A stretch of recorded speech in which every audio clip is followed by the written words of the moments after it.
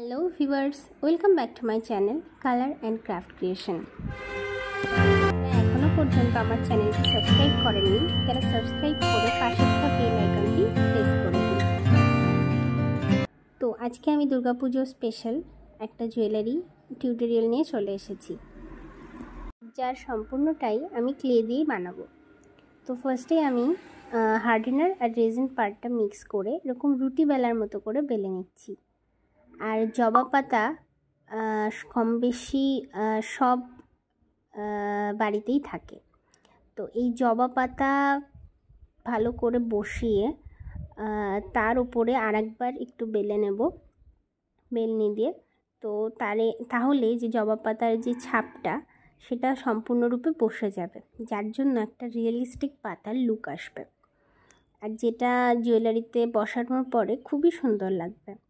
দেখতে পাচ্ছেন কতটা সুন্দরভাবে ছাপটা বসেছে। এবার পাতার যে খাঁজগুলো ছিল সেগুলো আমি আমার ক্লে টুলসের সাহায্যে সুন্দর করে নেব। যাদের কাছে ক্লে টুলস নেই তাদের চিন্তার কোনো কারণ নেই। আপনারা এটা পুরনো কোনো চাকু যদি বাড়িতে থেকে থাকে তাহলে যেটাতে ধার নেই বা নষ্ট হয়ে গেছে সেরকম টাইপের কোনো চাকু ইউজ করেও কিন্তু এটা করতে পারেন।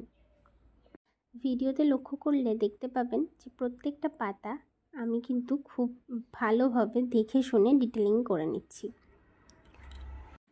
আপনি যদি জুয়েলারির বিজনেস করেন বা কিছু, তাহলে এটা আপনাকে মাথায় রাখতে হবে যে কাজ যতটা পরিষ্কার হবে ততই কিন্তু এর ডিমান্ড বাড়বে।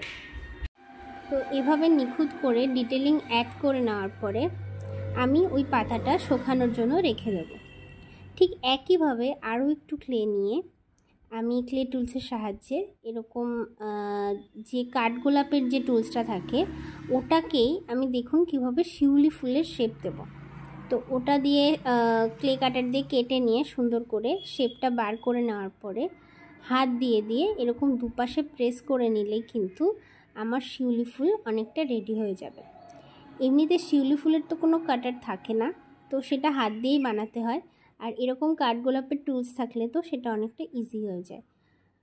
তো এভাবে মাঝখানে যে শিউলি ফুলের বোটার অংশটা থাকে সেটা আমি ছোট্ট একটা ক্লে বল মতন করে তার মাঝখানে বসিয়ে দেব। তিনটেই এভাবে বসানোর পরে মাঝখানের ছেদটা আমি অন্য একটা ক্লে টুলস দিয়ে দেখিয়ে দেব। সেটা আপনারা ভিডিও দেখতে থাকুন, বুঝতে পারবেন। এইবার যে পাপড়ির অংশগুলো আছে সেটা হাত দিয়ে এভাবে শিউলি ফুলের পাপড়ির শেপ দিয়ে নেব। তো এটা তো ব্যাখ্যা করে বলা সম্ভব না, যতটা আপনারা ভিডিওটা দেখবেন ভালো করে ঠিক ততটাই আপনারা বুঝতে পারবেন। একটা অলরেডি কমপ্লিট, ঠিক সেম প্রসেসে বাকি দুটোও কিন্তু কমপ্লিট করে নেব। তো এই জুয়েলারিটাও ছিল আমার একটা অর্ডারের জুয়েলারি। তার একটাই ডিমান্ড ছিল যে জুয়েলারিটা যেন অনেক দিন পরা যায় আর জুয়েলারির যেন রঙটা না উঠে যায়। তো হ্যাঁ, কোনো জিনিসই একেবারে পার্মানেন্ট হয় না, আর যেহেতু এটা ক্লে দিয়ে তৈরি খুব সাবধানে ইউজ করতে হবে, নাহলে ভেঙে যাওয়ার চান্সেস থাকে। তবে আমি ওকে এটুকু আশ্বস্ত করতে পেরেছি যে না, জল টল লাগলে বা কিছু হলে এই রঙ উঠবে না। আমি এইটুকু আশ্বস্ত তো করতেই পারি। এখন বাদ বাকি তার দায়িত্ব, সে কতটা যত্নে রাখবে বা কিছু। এভাবে পুরো জিনিসটা শুকিয়ে যাওয়ার পরে আমি এইভাবে পাতার উপরে তিনটে শিউলি ফুল বসিয়ে নেব। যেহেতু দুর্গা পুজো, তো চারিদিকে কাশফুল শিউলি ফুল এগুলোরই আমেজ। তো শিউলি ফুলের ওপর বেস করেই আমি কিন্তু ইয়াররিংস আর একটা হাতের আংটিও বানিয়ে নিচ্ছি। যে বেসগুলো থাকে সেটা ভালোভাবে বসিয়ে সুন্দর করে পেছনে ক্লে দিয়ে একদম সিকিওর করে দিতে হবে, যাতে কোনোভাবেই খুলে না যায়। আর যতক্ষণ না পুরোপুরি শোকাচ্ছে ততক্ষণ অবধি এর ওপরে রং বা কিছু কিন্তু করা যাবে না। আর স্টার্ট পিনগুলো যেগুলো হয় সেগুলো ইয়াররিংসের জন্য আমি ঠিক সেম প্রসেসে ক্লের সাহায্যে ভালো করে সিকিওর করে দিচ্ছি। আর এগুলো লাগানোর জন্য আমি কিন্তু ফেভিকল গ্লুয়ের ইউজ করেছি। আপনারা যে কোনো সাদা আঠাই ব্যবহার করতে পারেন, তবে সাদা আঠাই ব্যবহার করতে হবে, যেগুলো ফেভিকলের মতো। তো এবার এর ওপরে আমি একটা বেস কালার চাপিয়ে নেব। হোয়াইট কালারের বেস কালার, কারণ বেস কালার করলে পরে যে কোনো কালারই খুব ভালোভাবে ফুটে ওঠে। বেস কালারটা না করা থাকলে কিন্তু অত সুন্দর করে কালারটা ফুটে না। তো পুরোটাই আমি সাদা কালার করে নেওয়ার পরে আমি এর ওপরে আস্তে আস্তে এক এক করে রং চাপাবো। তবে হ্যাঁ, একবার আমি সাদা কালারটা কোট করেছি, কিন্তু শিউলি ফুল তো অ্যাকচুয়ালি সাদাই হয়, তার জন্য এখানে আমি ডবল কোট করব। প্রত্যেকটা রঙে আমি ডবল কোট করার পরে এখানে আমি অন্য কালার দিতে বসেছি। তো এখানে যেহেতু জবা পাতার যেমন কালার হয়, উপরের সাইডটা ডিপ গ্রিন আর নিচের সাইডটা হালকা গ্রিন, আর ওপরের সাইডটা একটু ডিপ করার জন্য আমি একটু ব্লু কালারও ইউজ করব শেষের দিকে। দুটো তিনটে কালার মিক্স করার ক্ষেত্রে একটা কথা মাথায় রাখতে হবে, যে কালারটা শুকানোর আগেই আর নেক্সট কালারটা দিতে হবে, নচেত কালারটা কিন্তু ভালোভাবে মিক্স হবে না।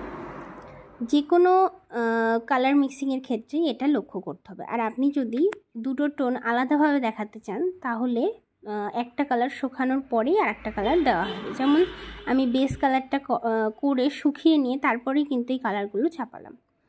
আর এখানে দেখুন যে তিনটে কালার আমি মিক্স করছি, ব্লু এর সাথে ডিপ গ্রিনের সাথে হালকা গ্রিন।